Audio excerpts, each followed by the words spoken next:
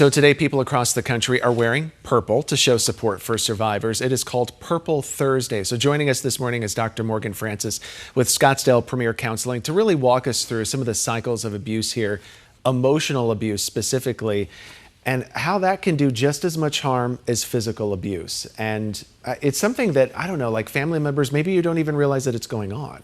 You really don't, because it's so subtle, and we don't think of domestic violence really containing emotional abuse, but it definitely does. And emotional abuse is when there's a pattern of behavior by one person where that pattern looks like manipulation, control, using really harsh words in order to harm the other person in the way that it affects their self-worth, their safety, and their independence. But it doesn't start out that way. It doesn't. Because that was my question. It's like, well, you get into this relationship.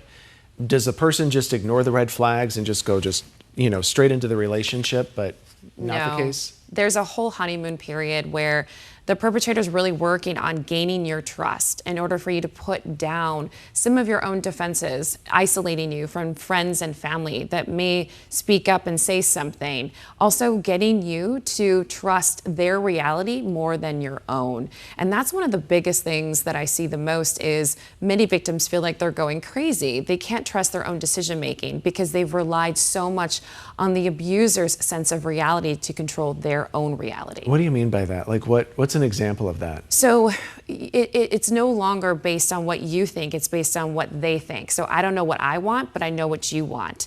I am controlled by your reaction to things. So my whole sense of self, what I think about, how I look at things is completely determined on how you look at things. So I dress the way that you want me to dress. If you tell me I'm spending too much time on my phone, I'm no longer on my phone. I don't hang out with those friends that you said you just didn't like. I'm no longer going to the maybe yoga class or the places I used to go and enjoy. I have to run everything by you.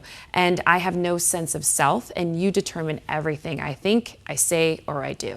That sounds like that would be very difficult to get out of. It's extremely difficult to get out of because it makes the person a shell of who they used to be. And they really are then struggling with their own mental health. They don't even trust their own judgment.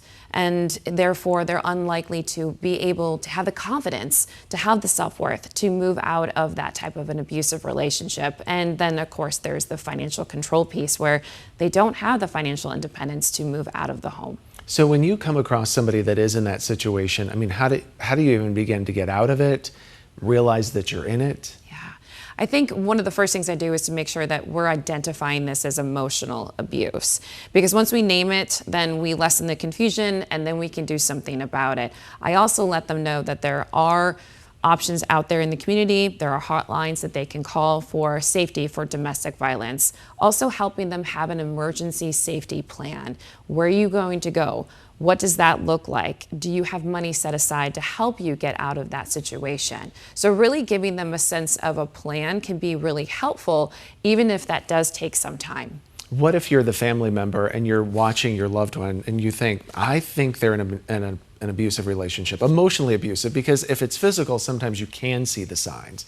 But if it's emotional, maybe it's a little bit harder for family to detect. How do you even approach that person that doesn't even have the confidence to get out? Yeah, I think it's really hard for family members because we feel helpless, right? Yeah. We don't want to see anyone we care about going through something, but letting them know, I see that something's different about you and I'm here to listen. Letting them know that you are a safe person, not someone who's going to judge them by saying, how could you allow this to happen? Why don't you just say no? Why don't you just leave?